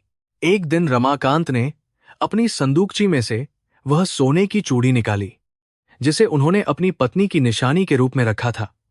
हालांकि उन्होंने वह चूड़ी बेच दी थी, लेकिन अनन्या ने जासूस की मदद से उसे सुनार से बहुत पहले ही वापस खरीदकर पिता को सौंप दिया था। रमाकांत ने बड़े ही गर्व और प्यार के साथ वह पवित्र चूड़ी अनन्या की कलाई पर हमेशा के लिए पहना दी। उस एक चूड़ी का वजन अनन्या के लिए दुनिया के सारे महंगे हीरों और बहुमूल्य जेवरातों से कहीं अधिक कीमती और बहुत ज्यादा भारी था। अनन्या को अब कर्म के उस महान और जटिल चक्र का असली मतलब पूरी तरह से समझ में आ गया था। इंसान जो भी बोता है उसे एक न एक दिन वही फसल जरूर काटनी पड़ती है। उसके पिता ने अपने प्यार और बलिदान का जो शुद्ध बीज बोया था, उसने अंततः एक बहुत ही विशाल और छायादार पेड़ का रूप ले लिया था। इस पेड़ ने न केवल अनन्या की सफलता को सींचा था, बल्कि हजारों बेसहारा लोगों को जीवन जीने का एक नया और मजबूत सहारा भी प्रदान किया था। यह उनके निस्वार्थ कर्म की सबसे बड़ी और ऐतिहासिक जीत थी। उसका एडटेक स्टार्टअप अब केवल पैसा कमाने वाली एक निर्मम मशीन बिल्कुल भी नहीं रह गया था। अनन्या ने अपनी कंपनी की पूरी नीतियों को बदलते हुए गरीब बच्चों के लिए मुफ्त शिक्षा का एक बहुत बड़ा और प्रभावी अभियान शुरू कर दिया। जो बच्चे सड़कों और रेलवे स्टेशनों पर कूड़ा बीनते थे, उनके लिए विशेष डिजिटल कक्षाएं पूरे देश में आयोजित की जाने लगीं। वह अपने पिता के उस गहरे दर्द को समाज के लाखों लाचार बच्चों की ताकत में पूरी तरह से बदलने का काम कर रही थी। यही उसके जीवन का एकमात्र सच्चा और बहुत ही पवित्र धर्म बन चुका था। रमाकांत अब पूरी तरह से स्वस्थ हो चुके थे और उनके चेहरे पर बनारस के उस ज्ञानी ब्राह्मण का पुराना तेज एक बार फिर से लौट आया था। वे अपने घर के बाहर बने चबूतरे पर बैठकर मोहल्ले के छोटे बच्चों को जीवन के बड़े बड़े सबक और धार्मिक कहानियां सुनाया करते थे। उनके दिल में अब किसी भी लालची रिश्तेदार या उस कठोर समाज के प्रति कोई भी नफरत या कड़वाहट बिल्कुल भी शेष नहीं बची थी। उन्होंने सभी को दिल से माफ कर दिया था, क्योंकि वे जानते थे कि इंसान का अहंकार ही उसका सबसे बड़ा और भयानक दुश्मन होता है। शर्मा परिवार के वे सभी स्वार्थी और लालची रिश्तेदार जो कभी अनन्या की दौलत के लालच में उसके पीछे पीछे घूमते थे, अब पूरी तरह से गायब हो चुके थे। जब उन्हें पता चला कि अनन्या ने अपनी आधी से ज्यादा संपत्ति गरीबों के लिए दान कर दी है, तो उन्होंने खुद ही उससे दूरी बना ली। अनन्या को इस बात का कोई भी दुख नहीं था, क्योंकि उसे समझ आ गया था कि सच्चे रिश्ते कभी भी पैसों की बुनियाद पर टिके नहीं रह सकते। उसका इकलौता और सबसे प्यारा परिवार अब सिर्फ और सिर्फ उसके पिता ही थे, जो उसकी दुनिया थे। बनारस के दशाश्वमेध घाट पर हर शाम होने वाली पवित्र आरती अब इन दोनों बाप बेटी की जिंदगी का सबसे जरूरी हिस्सा बन चुकी थी। घाट की उन मजबूत सीढ़ियों पर बैठकर वे दोनों गंगा की उन शांत और बहती हुई लहरों को बहुत ही गहराई से निहारा करते थे। पानी में तैरते हुए वे छोटे छोटे सुंदर दिए उन्हें जीवन के उस अनवरत बहाव की याद दिलाते थे, जो हर तरह के दुखों और सुखों को अपने भीतर समेटकर लगातार आगे बढ़ता रहता है। यह खूबसूरत और दिव्य दृश्य उनके मन को अपार और असीम शांति पूरी तरह से प्रदान करता था। पिता का बीज नाम की वह शानदार संस्था अब पूरे भारत में हजारों गरीब और बेसहारा लोगों की जिंदगी को पूरी तरह से संवारने का काम कर रही थी। कई बड़े व्यापारी और नामी हस्तियां भी इस नेक काम में अपना पूरा सहयोग और भारी समर्थन देने के लिए आगे आ रही थीं। अनन्या ने समाज को यह दिखा दिया था कि सच्ची और बड़ी सफलता केवल बैंक के भारी बैलेंस में नहीं, बल्कि उन चेहरों की खुशी में मापी जाती है जिन्हें आप अपने अच्छे कर्मों से मुस्कुराने का एक छोटा सा मौका देते हैं। यह इंसानियत की सबसे बड़ी और ऐतिहासिक विजय थी। एक दिन ढलती हुई शाम को, जब सूरज बनारस के क्षितिज पर अपना लाल और सुनहरा रंग बिखेर रहा था, रमाकांत ने अनन्या के सिर पर अपना हाथ रखा। उन्होंने बहुत ही शांत और मधुर आवाज में कहा कि बेटी, जीवन का असली मकसद केवल ऊंची उड़ान भरना ही नहीं होता, बल्कि अपनी जड़ों से हमेशा मजबूती से जुड़े रहना भी होता है। तुमने आज मेरी उस खोई हुई इज्जत और मेरे प्यार को एक बहुत ही नया और खूबसूरत मुकाम दिया है। यह सुनकर अनन्या ने मुस्कुराते हुए अपना सिर अपने पिता के मजबूत कंधों पर बहुत ही प्यार से टिका दिया। नई दिल्ली रेलवे स्टेशन का वह भयानक और कड़वा अतीत अब केवल एक पुरानी और सबक देने वाली डरावनी याद बनकर रह गया था। उन दोनों ने मिलकर दर्द, त्याग और सच्चे प्रेम की एक ऐसी महान और अमर कहानी लिख दी थी जो आने वाली कई पीढ़ियों तक समाज को सही रास्ता हमेशा दिखाती रहेगी। यह कहानी इस बात का बहुत बड़ा और अमर प्रमाण थी कि एक पिता का निस्वार्थ प्यार और एक इंसान का सच्चा कर्म दुनिया की किसी भी बड़ी से बड़ी और मजबूत दीवार को हमेशा के लिए बहुत ही आसानी से पूरी तरह गिरा सकता है।